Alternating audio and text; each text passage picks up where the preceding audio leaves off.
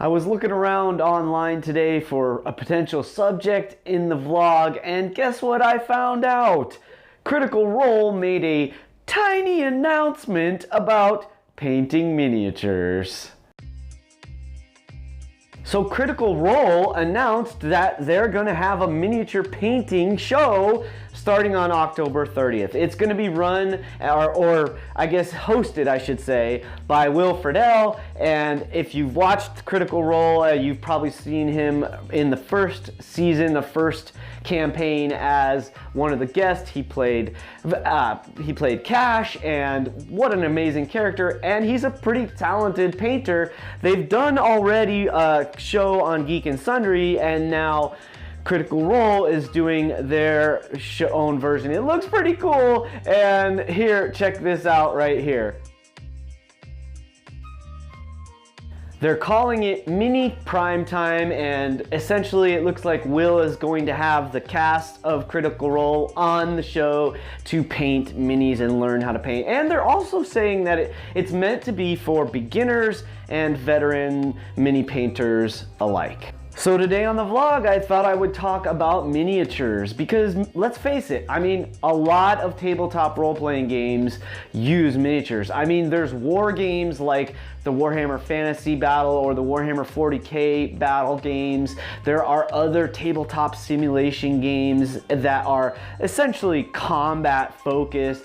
But even if we're playing like Dungeons and Dragons, a lot of times people will bust out minis and put them out on the table. In fact, it's, as you already know, of course, it's a real hallmark of the hobby, right? Now, for folks like me that mostly play the game online nowadays, our minis have become tokens, you know, little pictures and images that we might use on Fantasy Grounds or Roll20 or some other tabletop simulator.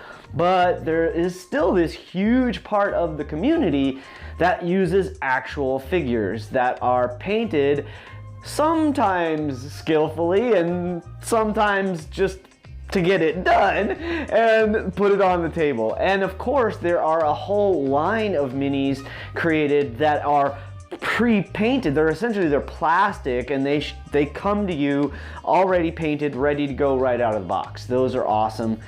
There are others that are kind of cool too, that are like paper minis, which are essentially like printouts, like cutouts. You can put on like heavy card stock and cut them out and then stick them on a stand. They work great. There's all kinds of ways that miniatures can be done. Back in the day when we didn't have minis to use, we might even just bring out some extra dice and literally just use dies to represent our characters or the foes or what have you. And so miniatures are such a cool part of this hobby, and some of the people out there that paint them are just astoundingly good.